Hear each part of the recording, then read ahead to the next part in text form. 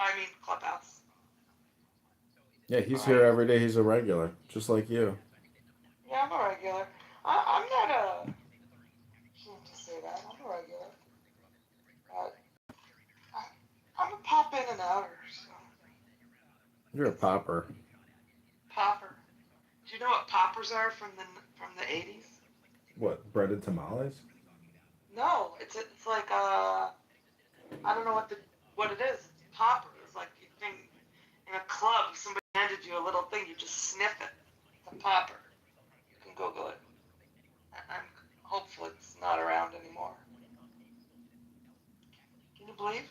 How old are your parents, John? They must be my in their Dad's 60s or dad is so. 80. Mom is 71. He's Oh, 79, 71, 72. Yeah. just like mine, yeah.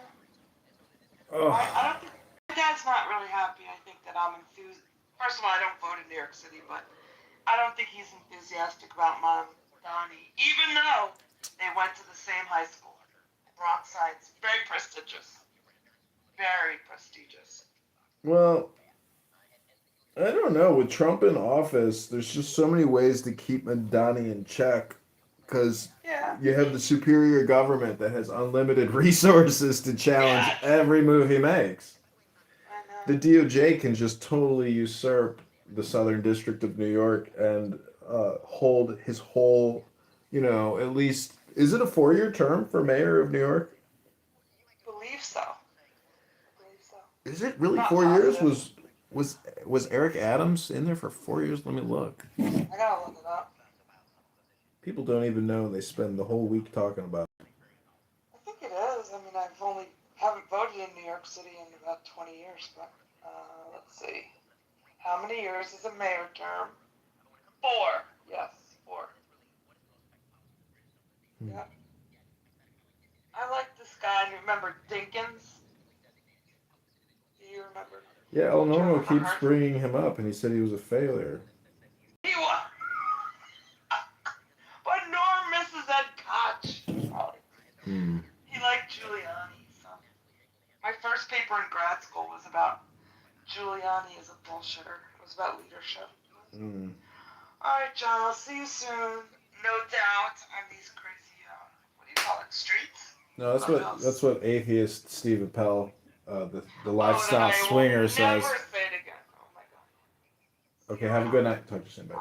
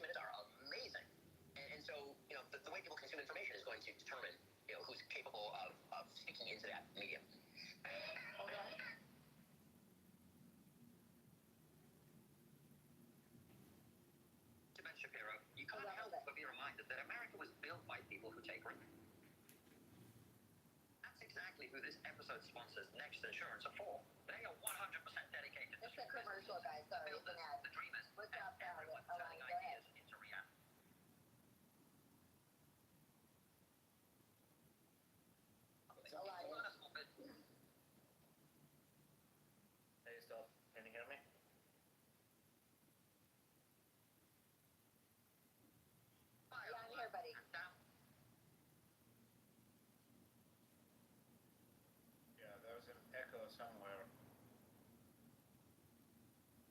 Can you guys hear me?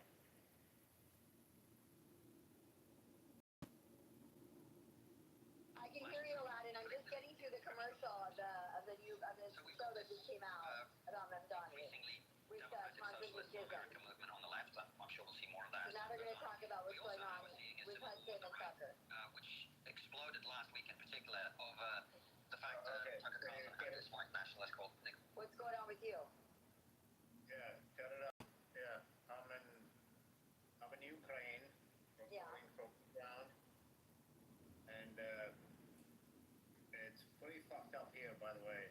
so you guys know.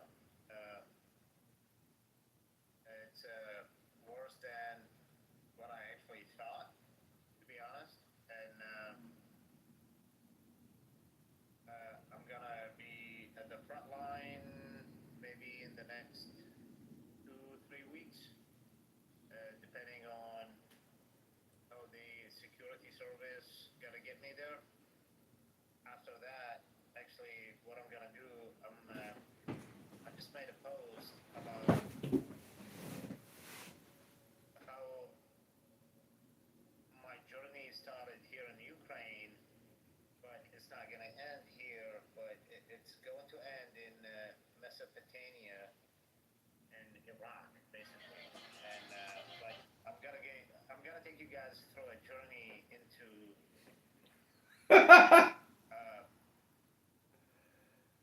I spoke about it. Palestine. Zuck spent years platforming Fauci and censoring critical research and analysis of the COVID-19 mass vaccination and ambush relations. Zuck later issues an apology to Trump for censoring him and American. Zuck and Crystal Trade cannot be trusted to preserve the American ability to freedom of speech and thought. They also did vaccinate with COVID-19 vaccine for children, same with Bill Gates and his family. Did you suffer enough someone who suffered an outburst and lethal reaction to the Pfizer drug coding method again?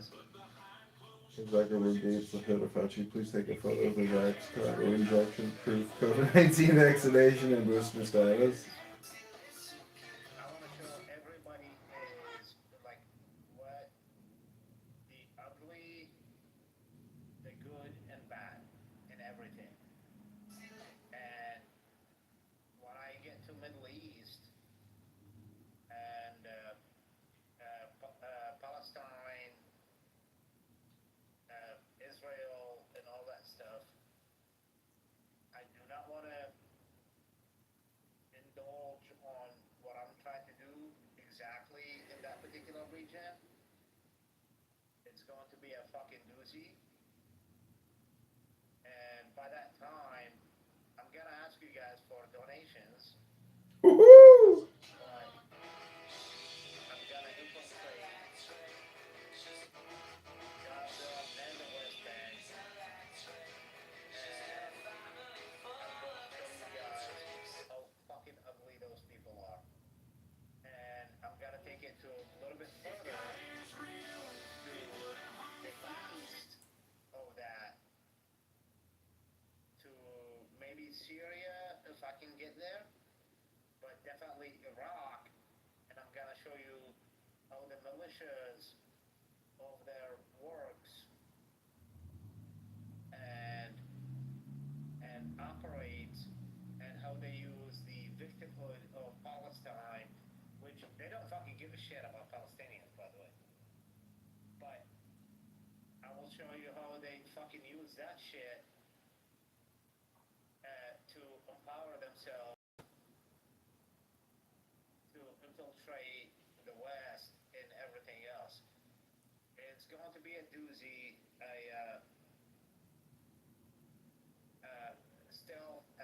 I can talk to you offline because I was born in that region, but yeah, I already have a plan, and it's going to be fucking crazy. Within the next year, I'm going to do a fucking journey between where I'm at right now and. I hope you've cleared all this with the State Department. I don't know how you're going to get into Gaza and the West Bank and all that, but okay. Hey, what are your hours tonight? I'm independent, so believe it or not, like I came to Ukraine as an independent journalist, and I was like, hey, Okay, I appreciate it. Thanks so much. like, who are you? I was like, independent journalist, and I was like, yeah, okay. If you need anything, just call us this number. And I was like, are you fucking kidding me? I was like, okay, well. Alright. That's wild. That's wild. Yeah, and so it's got to be the same thing. By the way, when I end up in Israel, I do have contact and connections over there. I have some friends I work with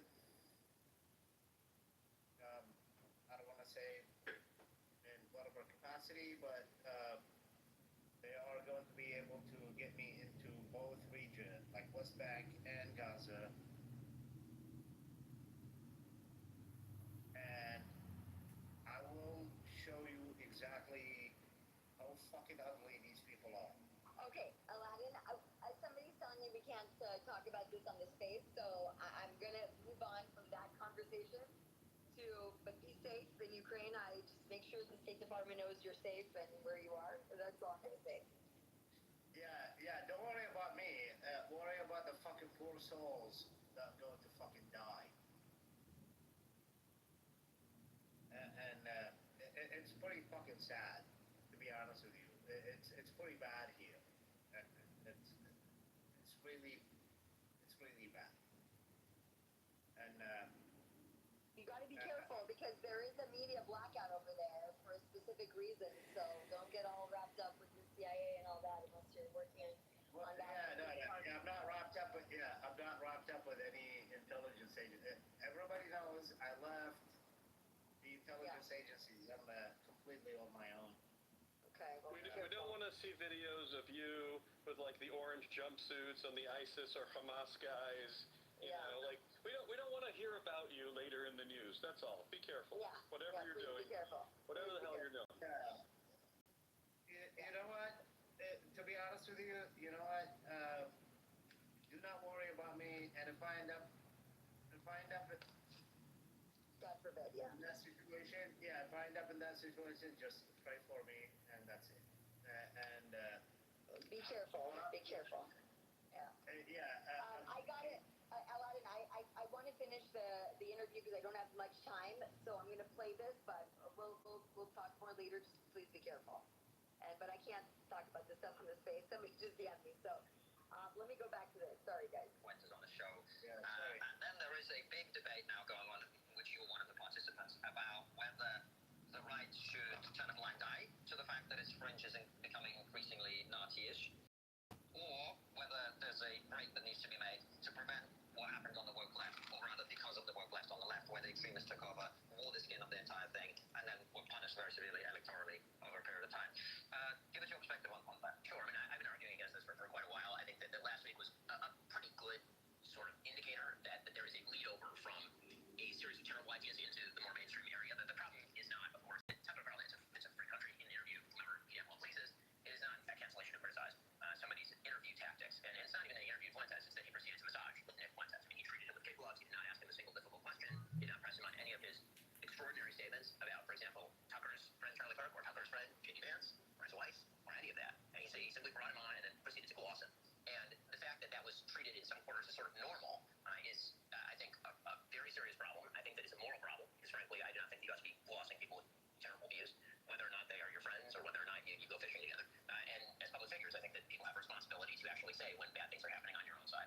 And I also think that there is an attempt to not only pretend it away, but in some cases embrace it with this sort of no enemies to my right, or our coalition must stand together or we'll lose. And I think that's bad pragmatically. I don't think that's even true. I think that what we've watched here is, everybody's celebrating Armand Donning winning in New York.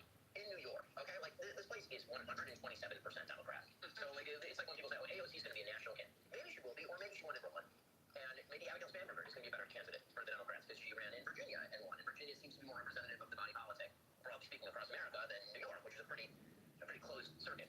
The idea on the right that if you must gloss Nazis in order to win, if they start to become, if the face of the Republican Party continues to move in a direction that is racialist, that is religiously exclusivist to the extent that it seems to be moving, if that is the way that the Republican Party decides to play it, that is not an electorally sound strategy, just on a pragmatic level. I don't see, like, these are not, people do not like the politics of taking like this. And the attempt to launder these ideas into the public view, which is what I think Tucker has been doing with a wide variety of rather various characters over the course of the last 2 years. I don't think those launder views are particularly popular with the American people. And so if the right wants to pretend like, moving in that direction is going to win them additional votes, not the number of votes you're going to lose by moving in this particular direction. People might say Tucker Carlson's got the biggest conservative platform in America. Isn't that proof that actually these views are very popular? I mean, they are popular with a certain segment. Are they popular broad scale across America? I mean, I know many ambulatory psychotics who have very large audiences in the online space. I'm not calling Tucker an ambulatory psychotic. I think he's very actually coherent in what he's doing. But I know a lot of people who have a big audience. We should know that every big audience in the media is generally about 160 million people. And so you can find, it's a big country. You can find a niche for anything. After having my son, my hormones never bounced back in my 30s. I was inflamed, I was tired, and I was miserable. Not personal. I think one of the mistakes politicians make, they look at acts and they say, this is representative of the American body politic, and it's just too online. It's way too online. I mean, just to take one obvious example, Tucker Carlson was very much opposed to President Trump's strike on the Iranian nuclear facility and said that it was going to break MAGA. That was a 90-10 proposition in the opposite way for President Trump by all polling data among the Republicans. Republicans were very much pro that. And so, but if you read Twitter, it would have gotten precisely the opposite impression. And so I think being too online is one aspect of this for sure. But we talk about being too online, and I take your point. However, what is undeniable is that the online world bleeds into the real world, which we saw with wokeism. And partly the reason that wokeism grew so powerful, in my opinion, is a dearth of courage and integrity on the left, where they saw the extremists run rampant, and nobody was going to say, stood up and went, hang on, this is nonsense, stop doing that.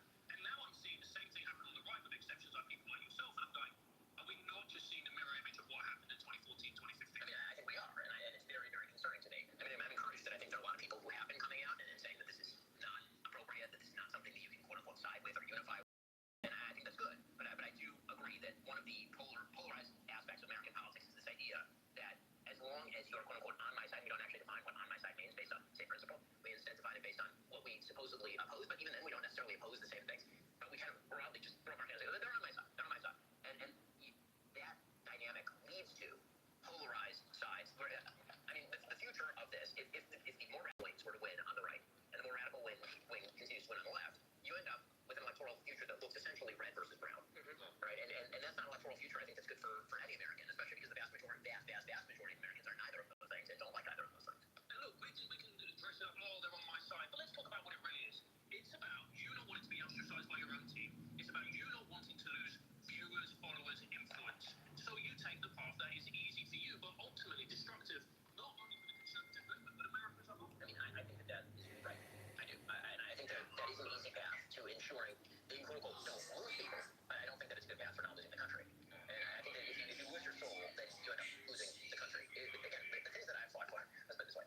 I've been doing this for a very long time. I started running syndicated when I was 17 years old. I don't know that there's anybody who's been following me for any period of time who's ever said, whatever happened to the views that venture, he's really morphed. He's really changed. Well, what happened? Like, I don't get that question ever, but I don't think you can say the same about Tucker. I mean, I think it's one of the most common questions about Tucker. It's like, what changed? What happened? And so I think, that's a relevant question. And pretending that people haven't morphed or that shouldn't have any impact on the public discourse, of course it does. The things that, that's literally our job is to talk about these issues. And if you talk about the issues in a different way, it seems to me that earns a different response. One of the people that seems to disagree with, I don't know if this is exactly true, but seems to be based on what I'm reading, is Matt Walsh, who of course is your colleague at the Daily Wire. How are you going to negotiate that situation? I mean, listen, at the Daily Wire we have a wide variety of views on a wide variety of subjects. Matt is free to have his opinion. I think he's wrong. I'm sure he thinks I'm wrong. And that is what it is. I also noticed that Matt is not glossing Nick Fuentes. No, he's not. And this is what I was going to ask you about as well. Where does this idea come from? Because, look, I completely agree.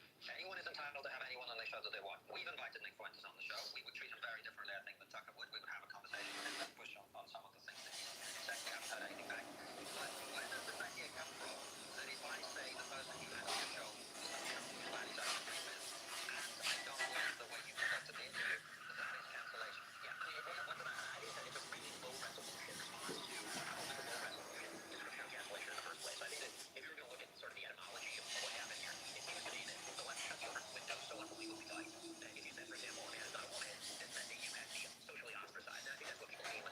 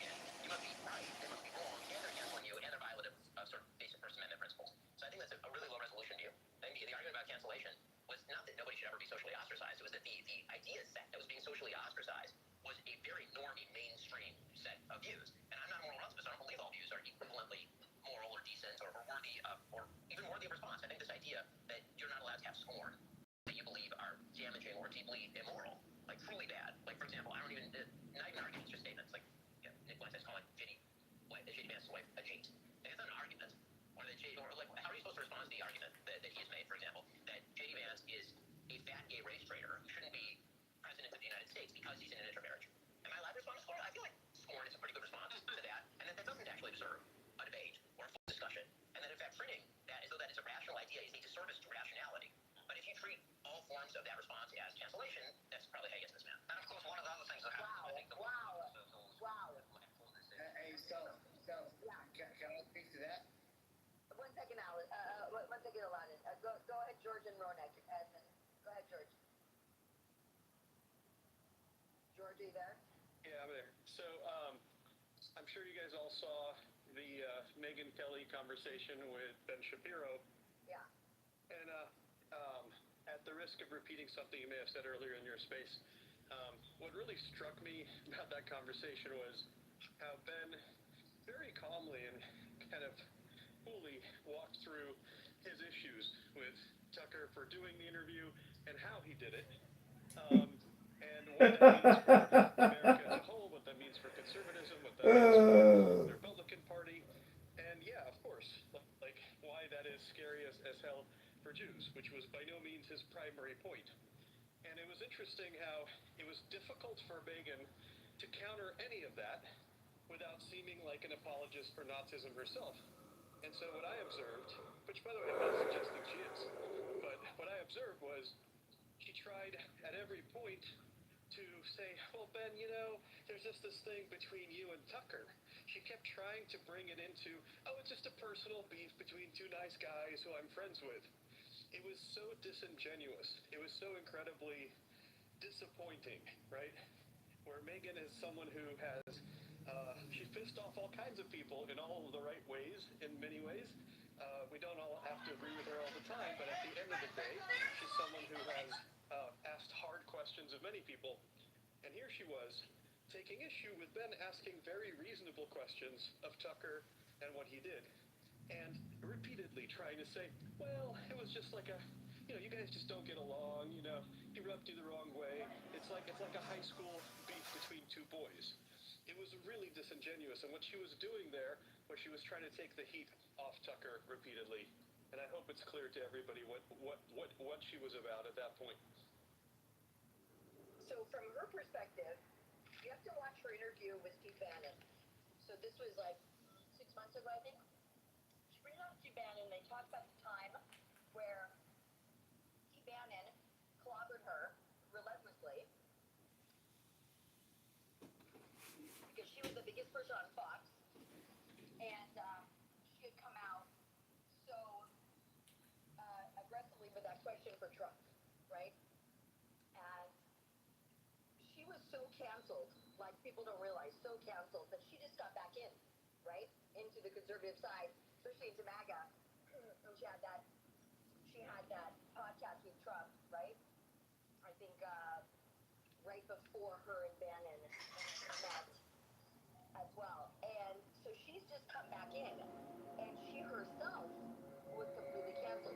So she's coming with her own issue with that, and of course what happened to her at Fox, et cetera, et cetera. And that's why I think, and also she just started this new media empire, obviously, and she's also worried about her own skin because she's gone through it. So that's the only thing I can say on that side of it.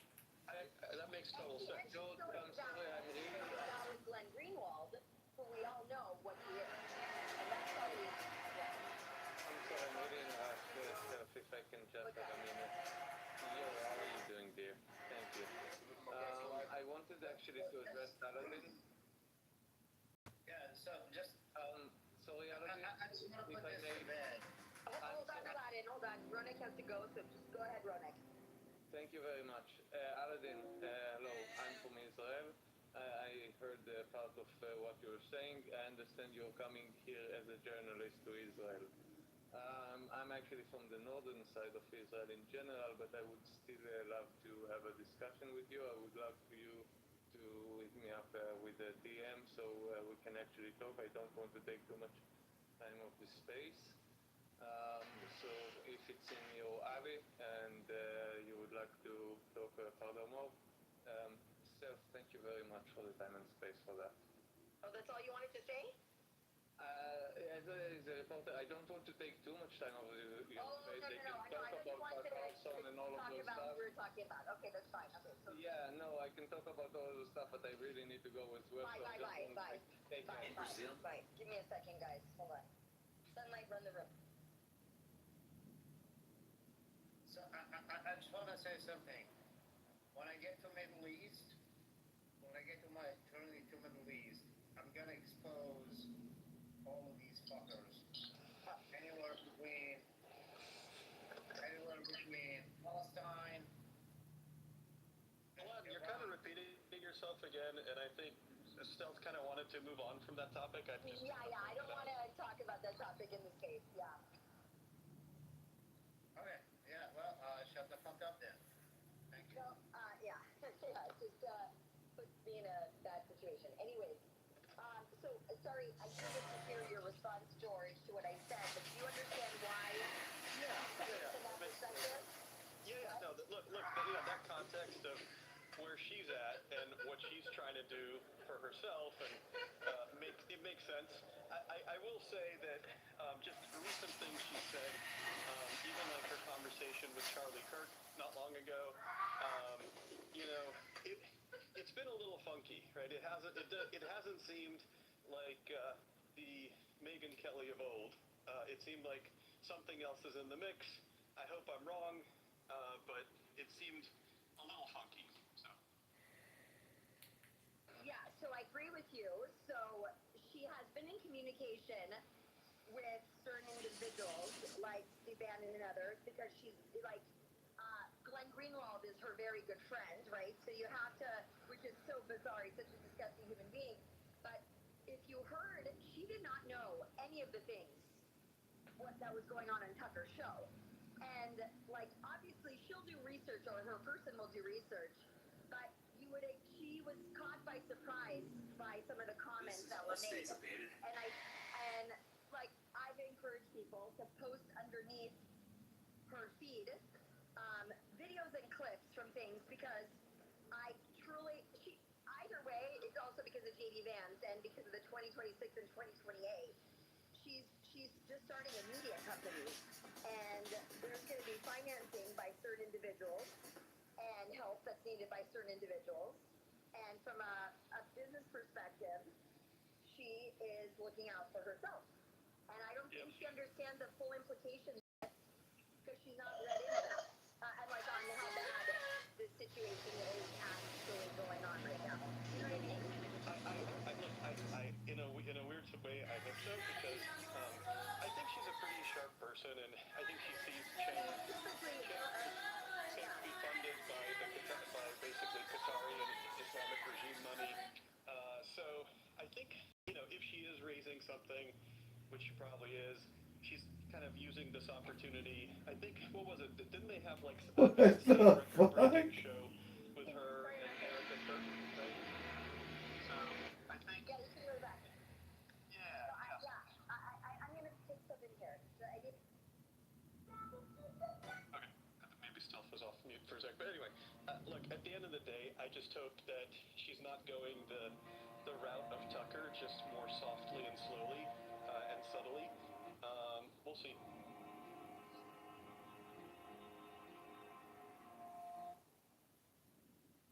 Yeah, I was surprised that she wasn't prepared.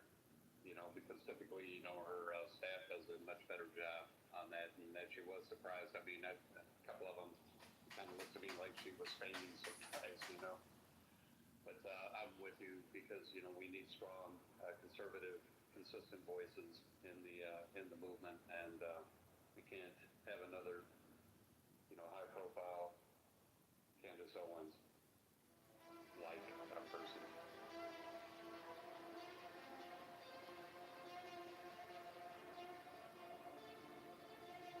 That woman is vile. Like, literally, she is vile. Sorry guys, I'm back. Sorry. I'm at trying to get my dad's car detailed. If I don't do it, nobody will do it. And that place that's open at night, which is insane and amazing. But anyways, yeah. So I'm not happy about the Megan thing whatsoever. She's a former Jones Day lawyer. I think a lot of this has to do with the fact that, remember, she was not always like this hard right-wing conservative, as many know, right? Hey, Janice, think about why should a religious thing come to And she's very public about that, and and I think that it's also thrown her life for a loop, having that health condition as well. I don't know why she's working so much. She shouldn't be, but she is. And she's starting this media empire, right? So this is part of her. It's like now she's like has all these. I think some of them are commies and progressives, to be honest with you, and libertarians that go on her show, but a lot of them have a legacy history of not being the best people. So, and my biggest thing is her relationship with Glenn Greenwald. I mean, it's just horrific. So, and he's on press TV. Like, do none of these people look into the fact that they have relationships with foreign countries like Iran and Russia? Like, it's just very bizarre to me. From a national security perspective, do you know what I mean? I don't get it. If you could explain that part, I'd like to understand. It's the one area where I just don't understand. Well, it's actually you don't have to try to understand that. Like Megyn Kelly is trying to be neutral on everything because she's trying to protect her image, I guess. But we are in uncharted territory because we have an extreme propaganda against the MAGA movement, Israel, and so forth. And it's freaking crazy. It boggles my fucking head, and I cannot get it. And sometimes, like, I sit down and it's like, why this is happening? Because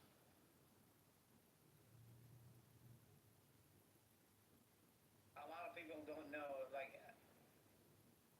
a lot of people think I'm like a fucking ruthless motherfucking former intelligence agent. So let's watch the language just a little bit. Let's watch the language, if that's okay. Thank you. If that's okay, thanks. Just easy on the language. Yeah, I was like, I have a soft side of me. It was like, I cry. I cry when I see bullshit, and it hurts my feelings, and it does. A lot of people think it was like I am a ruthless guy from whatever, and it just it's my feelings, man. Yeah. It just does. I hear you. Yeah. So, anyways, listen, I'm curious to see what's going to happen with the blowback with Heritage George. I don't know. I'm speaking to a lot of people behind the scenes affiliated with Heritage. And we'll see what happens with that next, because that's probably, the whole thing became a mess out of nowhere, and I'm very, very sad about that. That's for sure. Okay. We have a little bit of his interview left. Let me go here. I see people now say, well, how dare you call influencers a Nazi? I'm going, well, I'm not insulting him. I am describing his views, correct? I mean, there's been an attempt, because the left has overused all these terms, they now become meaningless. And that means that when you do that in the rhetorical space, you actually end up destroying the systemic immunity that people have to bad things. Because, so if you call everything racist, then the response typically is, okay, nothing's racist. But that's not true. We know that some things are actually racist. If you say that black people are innately inferior, that's racist. Right? That's a racist statement. But if I say racist, there's a group of people who will immediately say, well, no, you're just using racist as a club in order to shut down conversation, because the left used it in that way. And so a sort of Pavlovian response is developed, where if you use a term the way it's properly supposed to be used, then it's treated the same as if you were improperly using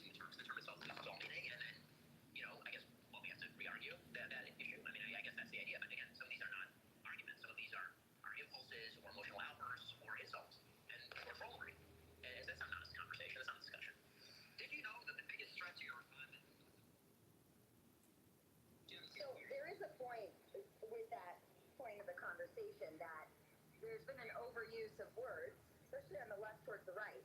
So the right has become almost hypersensitive or woke on topics, and it's a very, very valid point that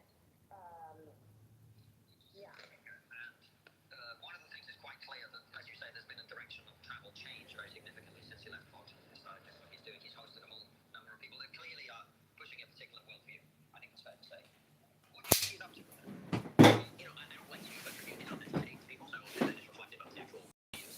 I think that, you know, just looking at the guests that he's had and sort of the views that he's garnered, because that seems to be his mode of doing business, is that he very rarely says the thing that he wants to say out loud. A few times he will. Like, for example, in Fuentes' interview, he'll say the Christian Zionists have a brain disease, right? That's him actually saying the thing that he thinks, and then sort of trying later to have my back as he realized he crossed a politically inconvenient line for him. I mean, all people I know personally who I've seen like be seized by this brain virus, and they're not Jewish. They're most of them describe Christians, and then the Christian Zionists who are Christian Zionists. Like, what is that? Like, I can just say for myself, I dislike them more than anybody. It's like, what? Because it's Christian heresy, and I'm offended on that as a Christian.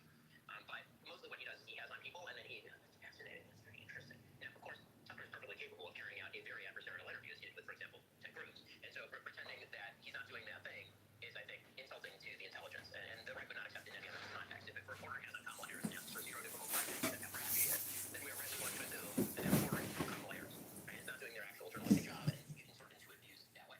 Guest selection is definitely a big one. How you treat your guests is a big one. You can sort of intuit that he's you know, I think that the Tucker's general belief from looking at the way he has done his sort of foreign policy talk is that it's not just that America represents. America is a sort of nefarious force in the world, and wherever American support for allies happens, then it must be the result of domestic manipulations, and that the most important thing right now is to essentially go autarkic, to bring law, then he would be sinless. Hello? It's not a sin if God exempts you. Hello? It's not a sin.